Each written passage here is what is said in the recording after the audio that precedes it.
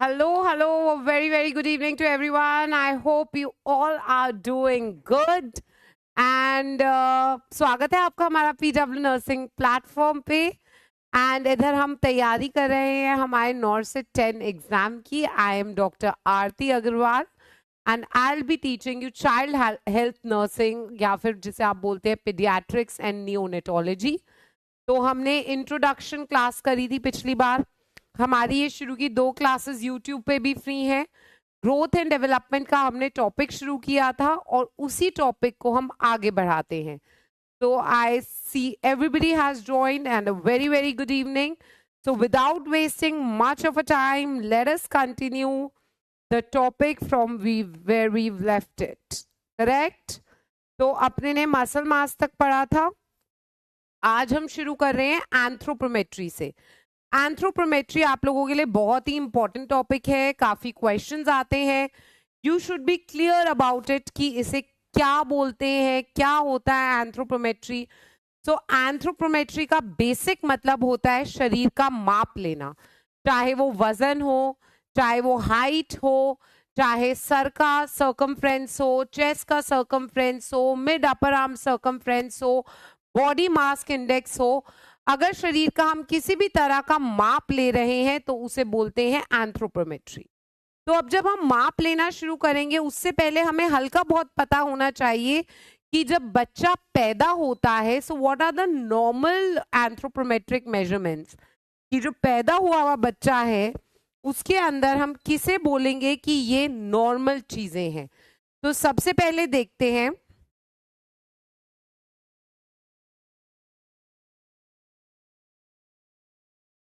Anthropometry.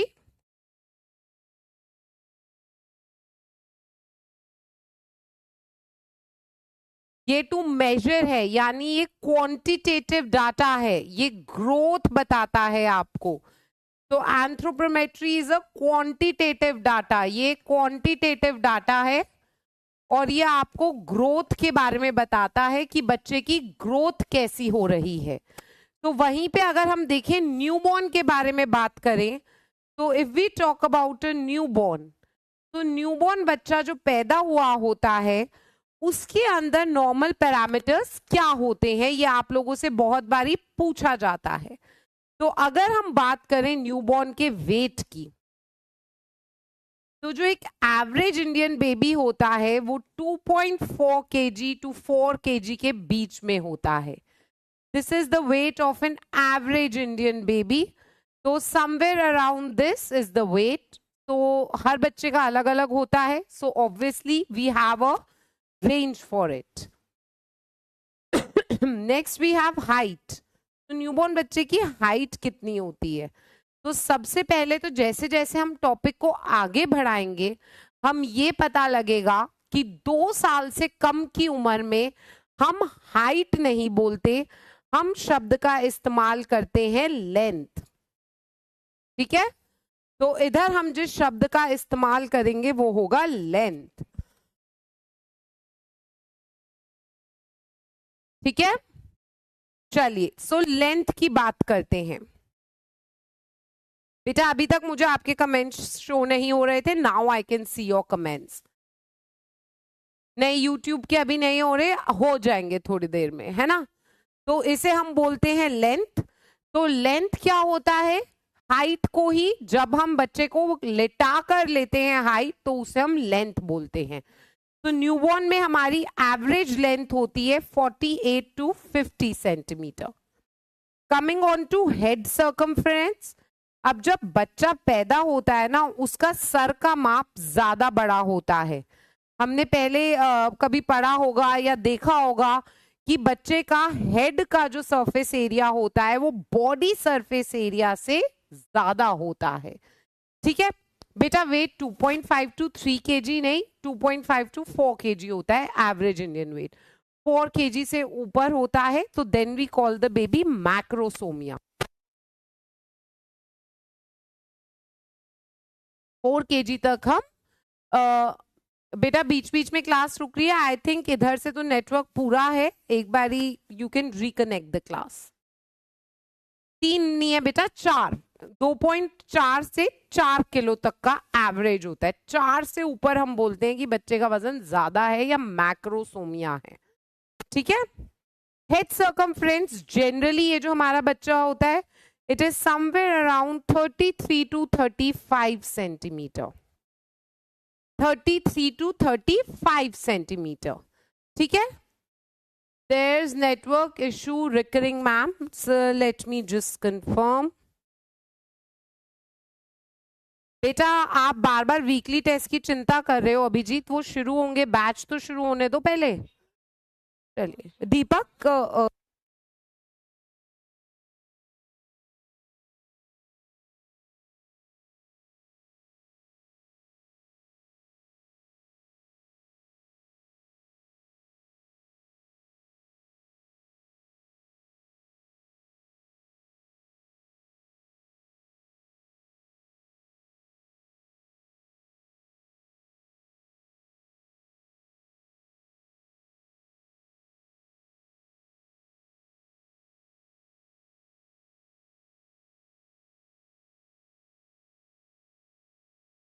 चलिए, so I have connected with the technical, no बेटा मेरी आवाज इसलिए नहीं आ रही थी, I have connected with the technical team.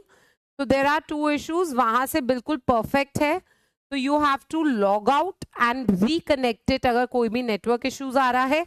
Secondly about the YouTube, so this class is only on the batch, YouTube पे ये क्लास हमारी अवेलेबल नहीं है। ठीक है, ऑल क्लियर? नहीं बेटा, एवरेज इंडियन बेटा वेट 2.4 kg हम रखेंगे। बेटा मेरी तरफ से भी नहीं है नेटवर्क इशू, टेक्निकल टीम भी मना कर रही है। There are some days and this is the backdrop of online teaching. Shraddha previous notes भी मैंने चेक किए, नहीं आए हैं, I would tell them. Okay चलिए, so this is the average head circumference.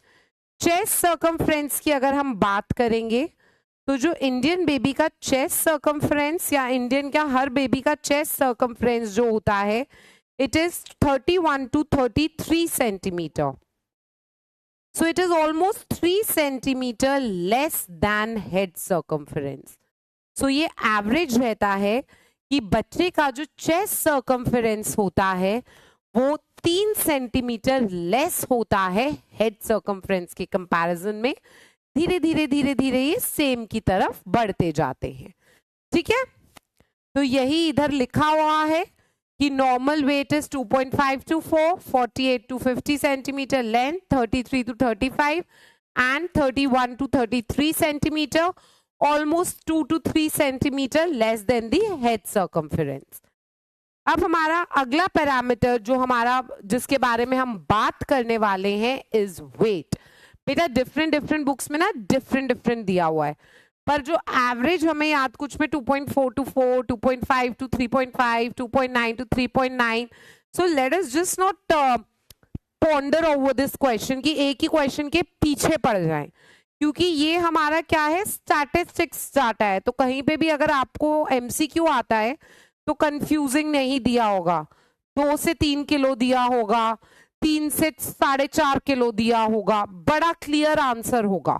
तो 2.5 से 3.5 हो सकता है, 2.9 से 3.9 हो सकता है, बाकी आंसर्स आपके out of the answer sheet होंगे। So let us not go there. ठीक है, चलिए आई हैव ऑलरेडी क्लियर। जो भी बच्चे नए स्टार्ट कर रहे हैं, just tell me for once and all कि प्रीवियस नोट्स अपलोड हो जाएंगे, please don't ask the question again and again. Perfect, let us please concentrate on what we are studying और फालतू की बातें नहीं। Shraddha Singh, calculate, if your year is getting completed, you are getting your certificate, you can give the exam. Perfect. Now अब जो हम parameter पढ़ रहे हैं वो है वेट। वेट की बात करते हैं। सबसे पहले वेट को मेजर करने के लिए इंस्ट्रूमेंट कौन सा होता है जो आजकल हम यूज करते हैं, that is electronic weighing machine. Instrument जो आजकल हम यूज कर रहे हैं that is electronic weighing machine. कई जगहों पे बहुत ट्राइबल एरियाज में आज तक भी एक पुराना इंस्ट्रूमेंट यूज होता है जिसकी पिक्चर इधर है। So can anybody tell me what instrument is this called? So this is तो इलेक्ट्रॉनिक वेइंग मशीन. यहाँ पे छोटे बच्चों को रख देते हैं, यहाँ बड़ा बच्चा खड़ा हो जाता है. So this is electronic weighing machine. But this is something what it is called, anyone? यहाँ पे बच्चे को लटकाते हैं, इधर से हुक करते हैं और इस पे बच्चे का वजन आता है. तो ये आपसे दो तीन साल पहले ये आया हुआ था एग्जाम में पिक्चर कि what is this? So this is known as, anyone? This is known as Salter beam balance.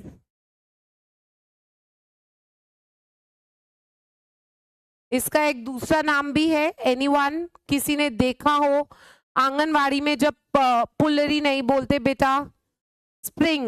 Very nice. Spring beam balance भी बोलते हैं इसे, स्प्रिंग बीम बैलेंस भी बोलते हैं क्योंकि कई बारी इसके नीचे स्प्रिंग लगी हुई होती है. So at times it is known as spring beam balance.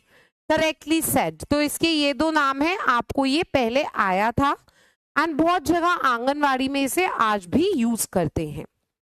So now moving ahead further. So दो हमने पढ़ लिए, स्प्रिंग बीम बैलेंस या Salter balance. So these are the two instruments that we use to measure weight. अब अगला सवाल आता है, हमने वेट मेजर तो कर लिया, अब वेट मेजर करके हमें क्या पता चलता है कि अभी तो बच्चा जन्म का वजन माँ ने बोला 3 किलो है, अभी ये 5-6 महीने पे आया है मैम और अभी ये है वजन. सो मुझे उससे क्या नॉलेज मिल रही है? तो हमें कोरिलेशन पता होना चाहिए कि वेट बढ़ता कैसे है. How does this weight increase? तो अगर हम वेट इंक्रीज की बात करें तो हमारा जो बर्थ वेट है बच्चे का, birth weight is almost, if you से, जो भी बर्थ वेट होता है वो हमारा डबल हो जाता है. बर्थ वेट हमारा डबल हो जाता है 5 महीने पे. एट 5 months अगर for example birth weight 2.5 kg था तो वो आपका 5 महीने पे बच्चा लगभग 5 किलो का होगा. तो 5वें महीने पे ये डबल हो जाता है. ठीक है. नेक्स्ट आता है कि ये वेट मैम ट्रिपल कब होता है? ट्रिपल यानी 3 times. तो 1 year ऑफ एज पे ये हमारा वेट 3 times हो जाता है. That means the weight goes to 7.5 kg. अगर हमारे पास ग्रोथ चार्ट्स भी नहीं है तो हम बच्चे को बता सकते हैं, माँ बाप को गाइड कर सकते हैं कि बच्चा वजन ठीक है या वजन कम है. So this is how it goes. बेटा पहले आसमत 5-6 महीने था डबल होने का, अब ये 5 महीने हो गया है तो 5वें महीने पे डबल हो जाता है. 4 times कब होता है वेट? 4 times वेट होता है 2 years पे. यानी this child would be around about 10 kg at 2 years. तो अभी हम इतने ही वेट्स याद करेंगे, आगे भी है 5 times, 6 times, 7, 8, 9, 10. तो फिलहाल स्टार्टिंग में we will try to remember birth weight का डबल होना, बर्थ वेट का ट्रिपल होना, बर्थ वेट का 4 times होना. फिलहाल हमें इतना ही याद रखना है. नेक्स्ट हमारे पास एक चीज आती है जो हमारा बच्चे का बर्थ वेट होता है. बर्थ वेट होता है वो कैसे इंक्रीज होता है, हर महीने कितना बढ़ता है या हर दिन कितना बढ़ता है, शुरुआत में ये आपसे क्वेश्चन पूछा जाता है. तो सबसे पहले इनिशियली शुरुआत में जब बच्चा पैदा होता है, initially baby loses weight. Initially बच्चे का वजन कम होता है. कितना कम होता है? 7 से 10%. जितना बच्चे का वेट है उसका 7 से 10% वेट शुरू के दिनों में कम होता है. क्यों कम होता है? ये वाटर वेट होता है, इवेपोरेशन हो जाता है, radiation, conduction, convection. So water weight जो होता है बच्चे का शुरू के 7 से 10% लूज होता है. कब होता है ये lose? It loses till 7th day. 7th day तक बच्चे का ये वजन लूज होता है एंड बच्चा ये वेट रीगेन कब कर लेता है? रीगेन बैक, अपने वापस regain back the birth weight, अपने वापस बर्थ वेट पे कब आ जाता है? 10th day पे आ जाता है. 10th day पे आ जाता है. सो इसका हमारे पास निमोनिक है, इसका हमारे पास एक निमोनिक बनाया हुआ है हमने, टी टी टी, यानी टर्म बच्चा 10% बॉडी वेट लूज करता है एंड रीगेन कर लेता है बाय 10th डे। ठीक है, रीगेन कर लेता है ये weight by 10th day. So term बच्चा यानी जो पूरे महीने पे पैदा हुआ है, कंप्लीटेड 37 वीक्स पे पैदा हुआ है, वो 10% बॉडी वेट शुरू के 7-8 दिन तक लूज करता है एंड अपने ओरिजिनल बर्थ वेट पे वापस आ जाता है 10th डे पे। वहीं पे अगर हम बात करें प्रीटर्म बेबी की, तो प्रीटर्म बेबी में क्या होता है, हमने देखा है कि प्रीटर्म बेबी में सबक्यूटेनियस फैट बहुत कम होता है, बच्चे का और ज्यादा लूज होगा वाटर वेट। तो जो हमारे प्रीटर्म बेबी हैं, they lose more weight, they lose more weight, they lose more weight. तो लगभग 10 से 14% वेट इनका लॉस होता है। Lose weight till 10th day, 10वें दिन तक इनका वजन कम होता जाता है and regain their original weight by 14th day. तो ये हमारा इसका रहता है। सो ये बच्चा ज्यादा परसेंट ऑफ वेट लूज करता है, 10 से 15%, 10 दिन तक लूज करता रहता है और वापस अपना 14 दिन पे आता है। सो आपको जो एक्चुअली लर्न करना है that is term 10% and 10th day पे रीगेन हो जाता है, जो आपसे पूछा जाता है। तो पर इतना पता होना चाहिए, प्रीटर्म का ज्यादा लॉस होता है, ज्यादा लंबे दिनों तक लूज होता है एंड अपना original weight gain preterm baby 14th day पे जाकर करता है। इतना आपको आना चाहिए। अगला जो आपसे सवाल पूछा गया था वो ये था, how much weight does a newborn gain daily. एक न्यूबॉर्न बच्चे का डेली कितना वजन इंक्रीज होता है। तो कहने का मतलब है 10वें दिन के बाद, 10वें दिन के बाद न्यूबॉर्न बेबी का कितना प्रतिशत वेट इंक्रीज होता है।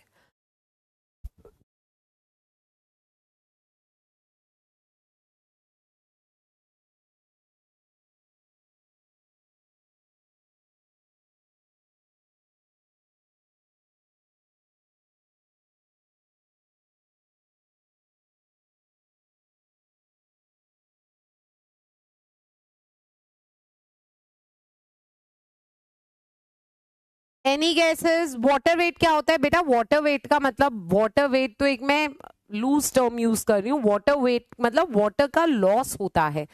माँ के पेट में बच्चा एमनियोटिक फ्लूइड में प्रोटेक्टेड है यूट्रस के अंदर, जैसे ही बच्चा बाहर आता है तो एनवायरनमेंट से एक्सपोज होता है, तो बॉडी के अंदर से जितना भी वाटर होता है वो इवेपोरेट होने लगता है। इवेपोरेशन एक ऐसा मैकेनिज्म है जिसे हम डिक्रीज कर सकते हैं पर प्रिवेंट नहीं कर सकते, और फीडिंग भी स्टैब्लिश नहीं होती। तो इन सब कारणों से शुरुआती बच्चे का वेट लॉस होता है, गेन नहीं होता। Very correctly guessed Lucy Anuradha. So जो डेली वेट गेन बच्चे का होता है that is 25 to 35 grams per day. इतना वजन इनिशियली बच्चा हर दिन गेन करता है। तो दिस यू शुड नो, ठीक है? Not 60 grams, it is 25 to 35 grams per day. Average अगर बोले तो 25 to 40 दिया हुआ है कुछ बुक्स में। So we will remember something around this. इसके आसपास का जो ऑप्शन होगा उसे याद रखेंगे, 25 to 30 होगा तो वो भी सही है, ठीक है? So this is you need to know about weight and everything same is written in the form of a PPT. So everything same is written in the form of a PPT. Next thing that we will study is the second parameter, which is known as length or height. तो इसमें एक important 2-3 हमारी जो बातें हैं, so till 2 years of age we measure height using infantometer or in a lying down position. तो या तो बच्चे को लिटाकर हाइट लेते हैं या फिर एक इंस्ट्रूमेंट होता है जिसे हम बोलते हैं इन्फैंटोमीटर, तो उससे वजन लेते हैं, ये हाइट लेते हैं। मैम ये कब तक गेन करता रहेगा? बेटा ये शुरू के 3 महीने बच्चे का ये गेनिंग पैटर्न रहता है, फिर बच्चे का चेंज हो जाता है जो 25 to 35 ग्राम पर डे का है। ठीक है, तो इनिशियली जो हम लेते हैं हाइट उसे लेते हैं इन्फैंटोमीटर से या लाइंग डाउन पोजीशन से और 2 साल तक लेते हैं, और इसी हाइट को हम क्या बोलते हैं शुरुआत में? लेंथ। तो 2 साल तक हम जो टर्म यूज करेंगे उसे हम बोलेंगे लेंथ। ठीक है, उसे हम बोलेंगे लेंथ। ओके, सो लेंथ का आपका डेफिनेशन हो गया। अब क्या होता है, समटाइम्स चाइल्ड आईसीयू में होता है, is in ICU, unable to stand, 2 साल से बड़ा बच्चा है पर आईसीयू में है, खड़ा नहीं हो पा रहा, या किसी भी कारणवश हम उसकी खड़े होकर हाइट नहीं ले पा रहे हैं, तो हम क्या करते हैं? We take lying down height, और इसे हम क्या बोलते हैं? इसे हम बोलते हैं रिकम्बेंट हाइट। तो लेंथ जो हमने टर्म यूज किया है वो 2 साल तक किया है। जब हम या तो लिटाकर हाइट लेते हैं या इन्फैंटोमीटर से हाइट लेते हैं, तो उसके लिए हमने टर्म किया है लेंथ, तो वो 2 साल तक ही है। पर 2 साल के बाद भी किसी कारणवश अगर हमें बच्चे की लिटाकर हाइट लेनी पड़े तो उसे हम बोलते हैं रिकम्बेंट हाइट, लिटाई हुई हाइट, उसे हम क्या बोलते हैं? Recumbent height. अब कैन एनीबडी टेल मी कि बच्चे की खड़ी हुई हाइट ज्यादा होगी या रिकम्बेंट हाइट ज्यादा होगी? बच्चे की खड़ी हुई, जब बच्चा खड़ा है, एक बच्चा किसी कारणवश बीमार था, लेटे हुए हमने रिकम्बेंट हाइट ले ली, अब वो सही हो गया, अब उसकी हमने खड़े होकर हाइट ली है, तो खड़े होकर हाइट ज्यादा होनी चाहिए या रिकम्बेंट हाइट ज्यादा होनी चाहिए? तो इन दोनों का रिलेशन होता है। रिकम्बेंट हाइट इज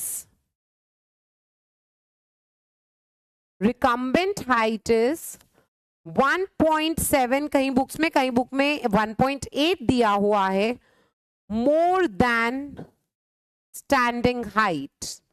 और ऐसा क्यों होता है? खड़े हुए हाइट बच्चे की कम क्यों होती है और लिटाकर हाइट ज्यादा क्यों होती है? ऐसा इसलिए होता है क्योंकि जब बच्चा स्टैंडिंग पोजीशन में होता है तो हमारी इंटरवर्टिब्रल स्पेसेस, जो हमारी स्पाइन में हड्डियां हैं, वर्टिब्रा हैं, उनके बीच का स्पेस दब दब के कम हो जाता है।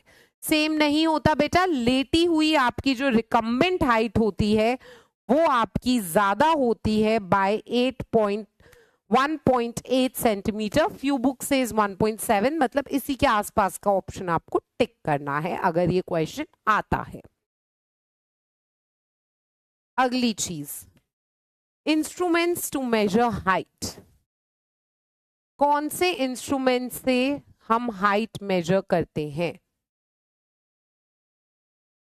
तो जब बच्चा छोटा होता है उसे हम बोलते हैं लेंथ, और लेंथ हम मेजर करते हैं इन्फैंटोमीटर से। और स्टैंडिंग हाइट जो हम मेजर करते हैं वो हम मेजर करते हैं स्टेडियोमीटर से। इन दोनों की अब मैं आपको पिक्चर दिखाऊंगी और दोनों ही आपके सवालों में, क्वेश्चंस में, पिक्चर बेस्ड डायग्राम में पूछे जा चुके हैं। रीजन ये है बेटा क्योंकि जब खड़ा होता है बच्चा तो इंटरवर्टिब्रल स्पेसेस छोटी हो जाती हैं, कंप्रेस हो जाती हैं, that is why standing height is less than the recumbent height. So these are the 2 instruments which you need to know, जो आपके डायग्राम बेस में आ चुके हैं। तो ये वाला इंस्ट्रूमेंट है, एक साइड हम बच्चे का सर स्टेबलाइज करते हैं और दूसरी साइड से इसे खोलना चालू करते हैं, पैर तक आके उसे हम क्लोज कर देते हैं. So this is known as infantometer. So this is your infantometer. और ये वाला जो आपको इंस्ट्रूमेंट दिख रहा है, बच्चे को सीधा खड़ा करते हैं और इसे ऊपर प्रेस करते हैं, and this is known as stadiometer. अब स्टेडियोमीटर से रिलेटेड क्या क्वेश्चन है कि स्टेडियोमीटर पे जब बच्चे को खड़ा करें तो हमें किस किस चीज का ध्यान रखना चाहिए. बच्चे ने चप्पल उतारी हुई हो, हाई पोनी टेल, इधर पोनी टेल, क्लिप्स बहुत ज्यादा, रबर बैंड्स, हेयर बैंड्स ना हो बच्चे के, and 3 points should be touching the stadiometer. 3 points should be touching the stadiometer. So कौन से 3 points बच्चे के स्टेडियोमीटर पे टच होने चाहिए. किसी ने अपनी इंटर्नशिप में या while you were studying तो स्टेडियोमीटर से हाइट ली होगी. So कौन से 3 points हमारे स्टेडियोमीटर से, 3 भी नहीं, इनफैक्ट 4 points हमारे स्टेडियोमीटर से टच होने चाहिए. What are those 4 points that should be touching? Reema class रुक गई है. Back of the head, perfect. What else? 1. Somebody has said occiput. Next. What else? Occiput हो गया. Next. Back of the head हो गया. उसके अलावा ये आपके शोल्डर ब्लेड्स, ठीक है, shoulders, shoulder blade. Shoulder blade क्या होते हैं?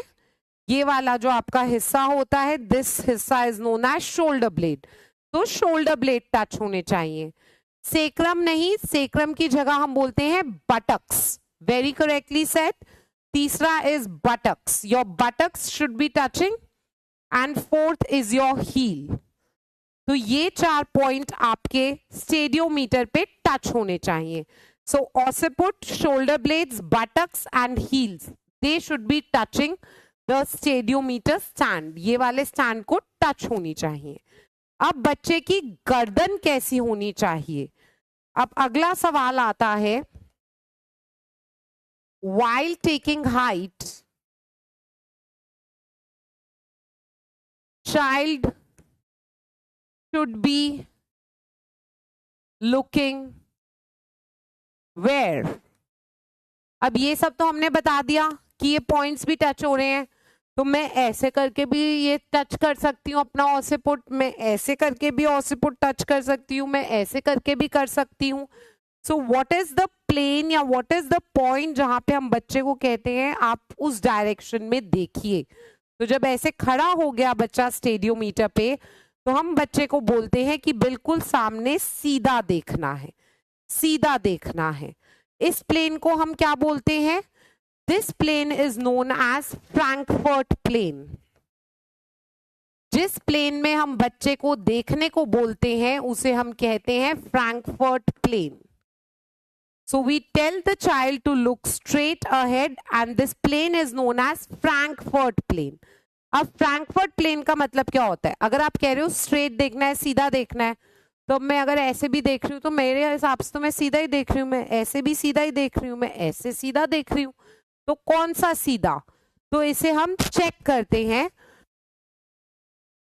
बिफोर मेजरिंग हम चेक करते हैं. तो फ्रैंकफर्ट प्लेन क्या होता है?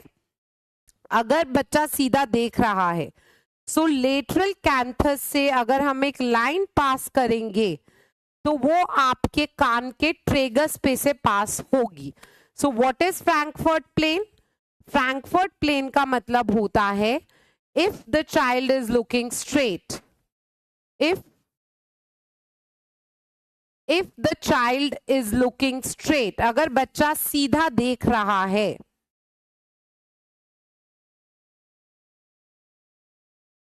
वी ड्रॉ मतलब जैसे मैंने पेन से रख के देखी है, we draw a horizontal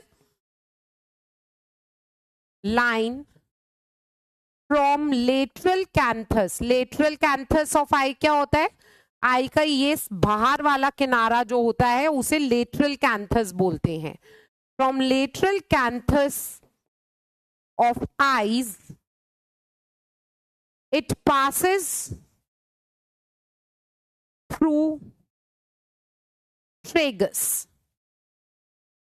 So अब ये अगर हम लाइन ड्रॉ करेंगे तो ये जो कान है, कान के ऊपर ये जो होता है आगे को, ये जो आपको निकला हुआ दिख रहा है, इसे बोलते हैं ट्रेगस।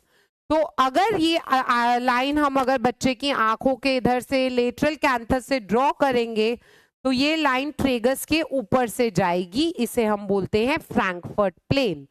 ये भी आपसे एक बार पूछा जा चुका है। I have drawn the diagram. मैं ऐसे फिजिकली भी दिखा देती हूँ। लेटरल कैंथस से अगर मैं सीधा देख रही हूँ, लेटरल कैंथस से अगर पेन रखोगे तो ये जो कान का बाहर वाला हिस्सा है इसे बोलते हैं ट्रेगस, उसके ऊपर से ये पास करेगी। So this is known as the Frankfurt plane. Moving ahead, जैसे बर्थ वेट का हमने देखा था डबल ट्रिपल, ऐसे ही अब हम बर्थ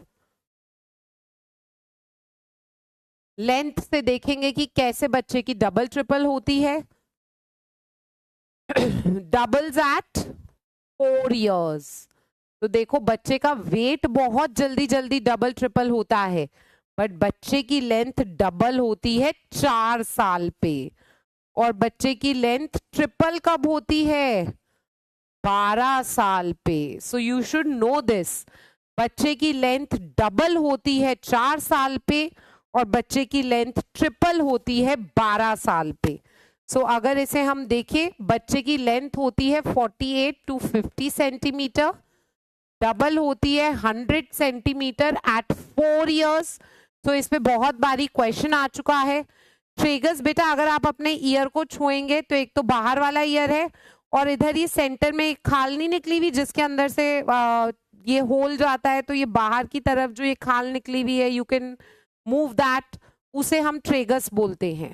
ठीक है, I will get the picture for you next time. और ट्रिपल यानी 150 सेंटीमीटर होगा आपका 12 साल पे। ठीक है, 12 साल पे। अब पर इधर आपका क्वेश्चन क्या आता है? At what age does length increase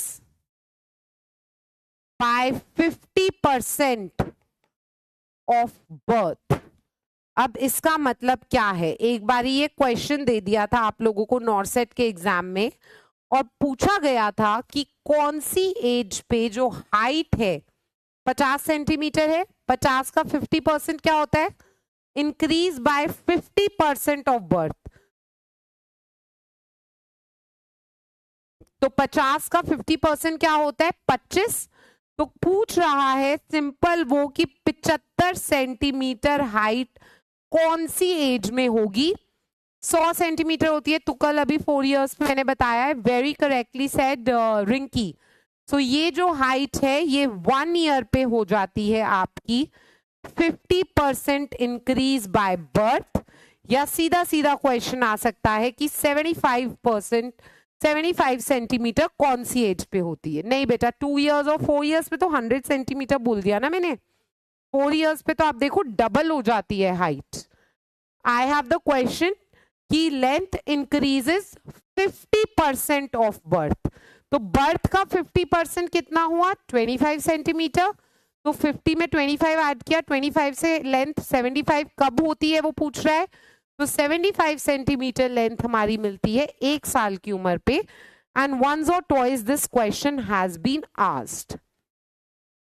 अभी जब हम हाइट की बात कर रहे हैं तो इधर हमारे पास एक और टर्मिनोलॉजी होती है, हाइट वेलोसिटी। Height velocity. अब वेलोसिटी का मतलब क्या होता है? स्पीड। तो हाइट वेलोसिटी का मतलब क्या होता है? Rate at which the height increases। अब इतना तो बहुत डिफिकल्ट है याद रखना। अब मोटा मोटी याद रख लिया 50, 75, 100, 150, बट बच्चा तो कभी भी आ सकता है, 2 साल का, 3 साल का। तो उस पे भी हमें ऑलमोस्ट थोड़ा सा तो आइडिया होना चाहिए। हमारे पास हर समय बुक नहीं होती, हर समय ग्रोथ चार्ट्स नहीं होते, हर समय मोबाइल नहीं होता, तो उसे कैसे पता चलेगा? शबनम रसूल, क्या एक्सप्लेन करना है बेटा? मैम वो 25% कैसे कैलकुलेट किया, थोड़ा एक्सप्लेन कर दीजिए। श्योर बेटा। सो वो बोल रहा है increase by 25% of birth. So birth पे से 25% नहीं, सॉरी बेटा, the question is increase by 50% of birth. तो बर्थ पे कितना है? 50 सेंटीमीटर। ठीक है, तो वो पूछ रहा है कौन सी एज पे 50% ऑफ बर्थ इंक्रीज हो जाएगा। तो 50% ऑफ 50 इज 25 सेंटीमीटर। सो वो कह रहा है कि किस उम्र पे लेंथ वुड बी, 50 तो थी ऑलरेडी, और कितने से इंक्रीज होनी है? 50% ऑफ बर्थ, यानी 50% ऑफ 50 सेंटीमीटर, तो यानी +25। तो रफली वो पूछ रहा है कि हाइट 75 सेंटीमीटर कौन सी एज पे हो जाएगी।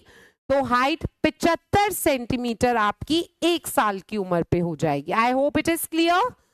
Very perfect Anuradha, very nicely written. Next आता है हाइट वेलोसिटी, कि किस रेट से हाइट बढ़ रही है। तो इन्फेंसी, ठीक है, infancy, then we have 2 to 10 years, and next we have puberty. तो अब अगर अपना हल्का सा दिमाग लगाओ, इन्फेंसी में हाइट कितने सेंटीमीटर पर ईयर बढ़ी है?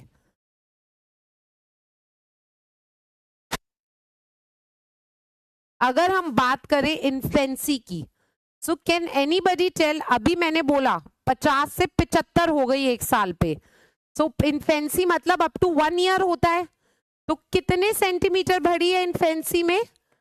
25 सेंटीमीटर पर ईयर। यानी अगर बर्थ पे 50 थी तो इन्फेंसी 1 ईयर पे 75 हो गई, तो 25 सेंटीमीटर पर ईयर। 2 से 10 साल की उम्र में देखेंगे बच्चे जो है ना, 2, 3, 4 वाले एक जैसे लगते हैं, 5, 6, 7 वाले एक जैसे लगते हैं। सो इधर हमारा रेट थोड़ा स्लो हो जाता है, 4 to 6 सेंटीमीटर पर ईयर हो जाता है। पर जैसे ही प्यूबर्टी आती है, गर्ल्स में जल्दी आती है, बॉयज में हल्की सी देरी में आती है। जैसे ही प्यूबर्टी आती है, ये rate of increase of height बढ़ जाता है। तो कहते हैं ना कि जब प्यूबर्टी आएगी बच्चा एकदम से हाइट खींचेगा, there is nothing to worry. So this is your height velocity, and same question has been asked 2 or 3 times in your exams कि स्कूल गोइंग एज में हाइट की वेलोसिटी क्या होती है।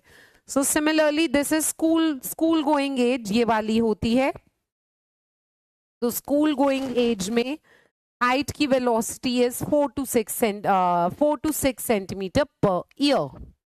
ठीक है, बर्थ से लेके इन्फेंसी तक 25 centimetre per year. So all of this now has been written for you in short, but I have already written and explained to you. अगला पैरामीटर जो हम पढ़ने वाले हैं that is head circumference. The next parameter which we are going to study is head circumference. So head circumference को हम measure कैसे करते हैं? Head circumference is measured using a non-stretchable measuring tape. ऐसी मेजरिंग टेप जो stretch ना हो, non stretchable measuring tape से हम हेड सर्कम्फरेंस मेजर करते हैं। कैसे मेजर करते हैं? How to measure the head circumference, how do we measure it? So we measure it from the occipital protuberance. तो मैक्सिमम पॉइंट जो ऑसिपुट का मैक्सिमम प्रोमिनेंट पॉइंट होता है उसे हम बोलते हैं ऑसिपिटल प्रोमिनेंस, occipital protuberance.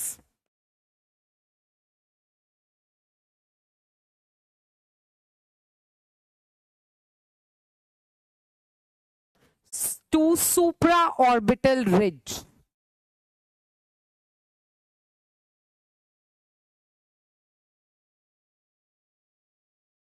तो ये क्या होता है, कैसे मेजर करते हैं? तो मेजरिंग टेप लेते हैं जो नॉन स्ट्रेचेबल होता है, ऑसिपिट का मैक्सिमम पॉइंट, जो मैक्सिमम बाहर निकला हुआ पॉइंट होता है, उसे बोलते हैं ऑसिपिटल प्रोट्रूबरेंस। एंड आईब्रोज के ऊपर वाले एरिया को बोलते हैं सुप्रा ऑर्बिटल रिज। तो जो हमारी मेजरिंग टेप होती है, that passes to the supra orbital ridge to the maximum occipital protuberance. ठीक है। अब जैसे सारी चीजें बढ़ी थी वैसे हेड सर्कमफ्रेंस भी बढ़ेगा। हेड सर्कमफ्रेंस बर्थ पे कितना होता है? 33 to 35 सेंटीमीटर।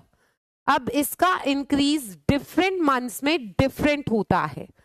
तो पहले 3 महीने में, फर्स्ट 3 मंथ्स में ये बढ़ता है 2 centimetre per month. First 3 months में ये बढ़ता है 2 centimetre per month. Next 3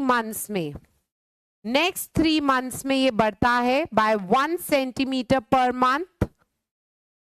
and अगले लास्ट के 6 महीने, 3 महीने पे नेक्स्ट 3 महीने और नेक्स्ट 6 मंथ ये बढ़ता है by 0.5 centimetre per month. So this is how the head circumference increases. So head circumference हम एक non-stretchable measuring tape से नापते हैं. It passes to the maximum prominent point known as occipital protuberance to the supraorbital ridges, जो eyebrows के ऊपर वाला area होता है. Then इसका increase कैसे होता है? पहले 3 महीने में 2 सेंटीमीटर पर महीना बढ़ता है. अगले 3 महीने ये 1 सेंटीमीटर पर महीने बढ़ता है. एंड नेक्स्ट 6 मंथ्स में ये 0.5 सेंटीमीटर पर मंथ बढ़ता है. उसके बाद इंक्रीज डिक्रीज इसका थोड़ा.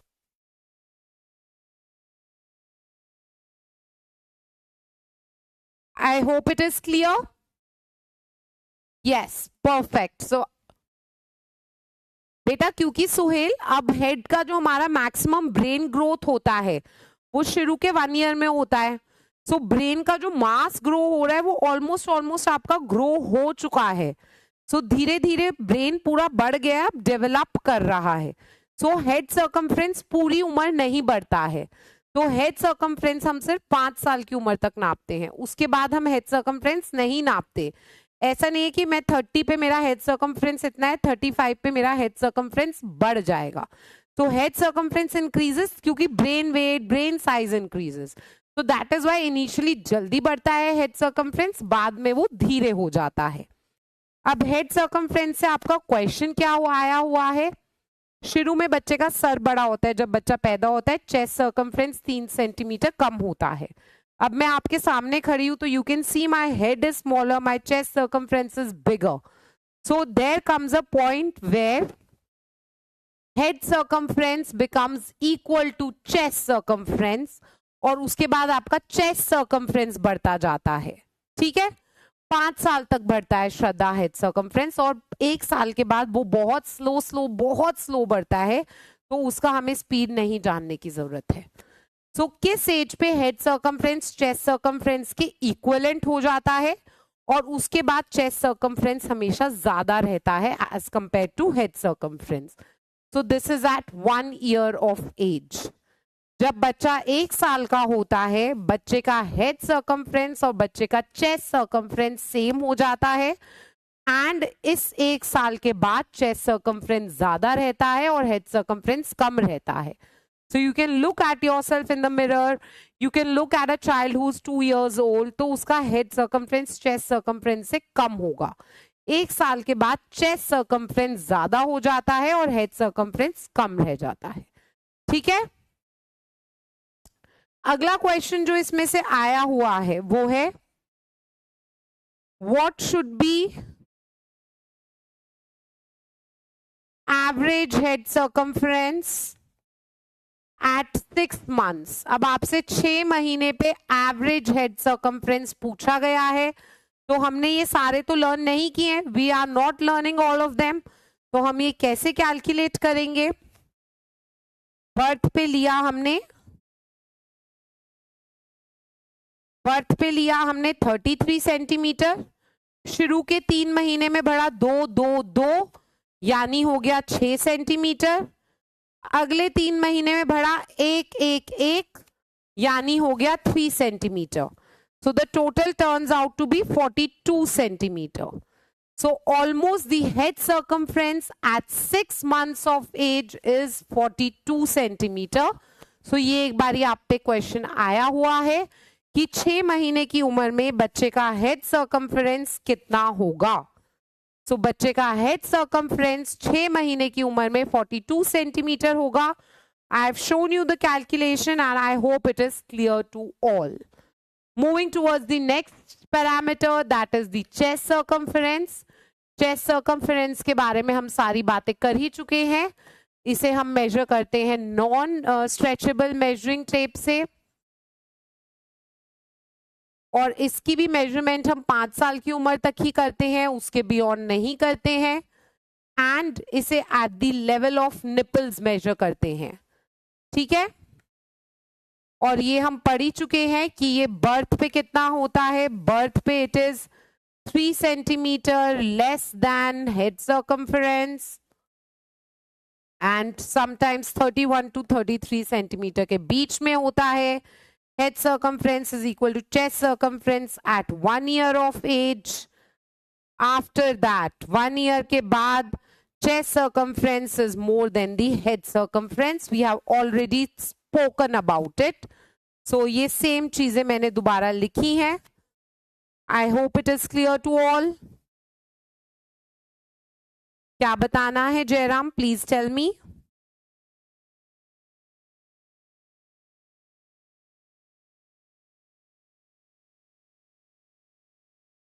हेलो जयराम, क्या बताना है आपको? प्लीज बता दो। आपने लिखा है ना मैम, एक बार बता दीजिए। तो I have missed your question. What do you need to know? Same things have been written till here. जितना मैंने आपको बता दिया ये इधर तक हमने लिखा हुआ है।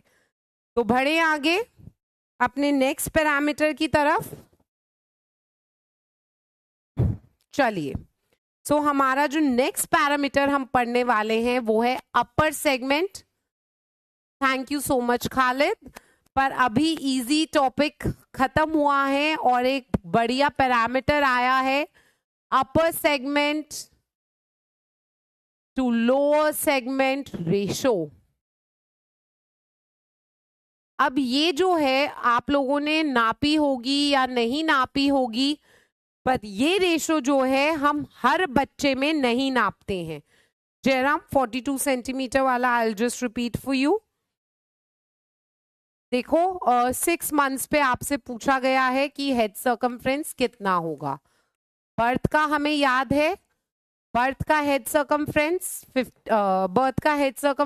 33 सेंटीमीटर। पहले महीने पे 2 सेंटीमीटर, दूसरे महीने पे 2 सेंटीमीटर, तीसरे महीने पे 2 सेंटीमीटर, क्योंकि हमने कहा था फर्स्ट 3 मंथ्स में 2 सेंटीमीटर से बढ़ता है।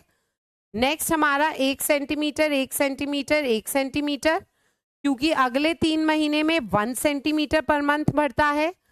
इन सबको हम ऐड कर देंगे तो इन सब का आ जाएगा 42 centimetre. I hope it is clear to Jairam. ठीक है, yes, we will be studying MUAC also. Everything is in the channel, coming slowly. So upper segment is to lower segment ratio. ये हम हर बच्चे में नहीं लेते हैं, क्योंकि जनरली फिर तो बहुत सारी हमारी आंथ्रो हो जाएगी, तो हर बच्चे में हम ये नहीं लेते हैं।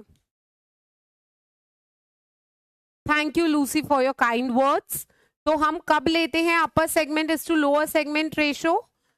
In cases of short stature, जब बच्चे की हाइट छोटी हो, ये अभी हम आगे पढ़ेंगे क्या होता है शॉर्ट स्टेचर।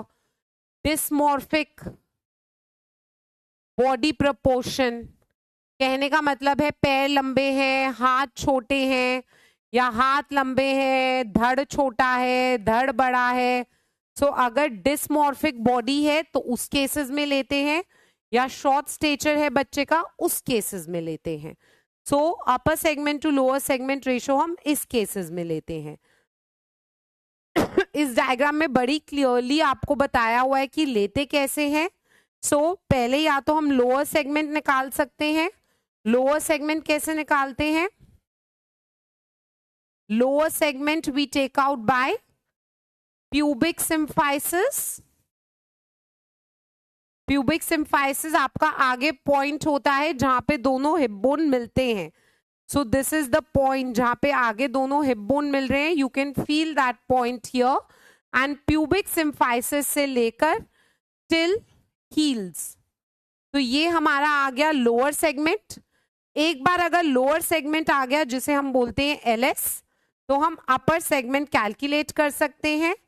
जो हमने टोटल हाइट ली है बच्चे की, टोटल हाइट जो है उसमें से हम माइनस कर देंगे लोअर सेगमेंट को, तो हमारी अपर सेगमेंट आ जाएगी। So this is how we calculate upper segment and lower segment. अब रेशो का क्या मतलब होता है? Upper segment divided by lower segment. तो ये होती है हमारी रेशो, जिसे हम बोलते हैं US:LS रेशो। अब इसका बर्थ पे कितनी होती है? 3-4 इसकी वैल्यूज याद रखनी है। नॉर्मल है, इजी है, very easy to learn. Birth पे ये होती है 1.7 to 1.9:1, then it becomes 1.3:1 and 7 to 10 years पे अपर सेगमेंट लोअर सेगमेंट हमारी रेशो इक्वल हो जाती है। आज इतना ही पढ़ेंगे, तो ये आपको क्लियर होना चाहिए। जब आप छोटे बच्चे को देखोगे, अब कोई घर में छोटा बच्चा हो, आसपास हो, हॉस्पिटल जाओ, तो देखना उसका अपर सेगमेंट बड़ा होता है, पैर छोटे होते हैं। जैसे जैसे जब बच्चा, दादी और बोलते हैं धड़ बड़ा है बच्चे का, हिंदी लैंग्वेज जिसे आती है, तो जैसे धड़ बड़ा है बच्चे का, यानी ऊपर की बॉडी बच्चे की बड़ी है। जैसे जैसे बच्चा ग्रो करता है पैर लंबे होने शुरू हो जाते हैं।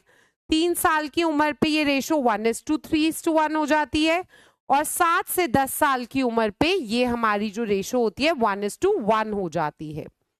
मुस्कान, हाइट वेलोसिटी का मतलब होता है कि किस स्पीड से हाइट बढ़ी है। तो अगर हम जन्म से देखें तो 1 साल तक 25 सेंटीमीटर पर ईयर बढ़ी, 75 हो गई।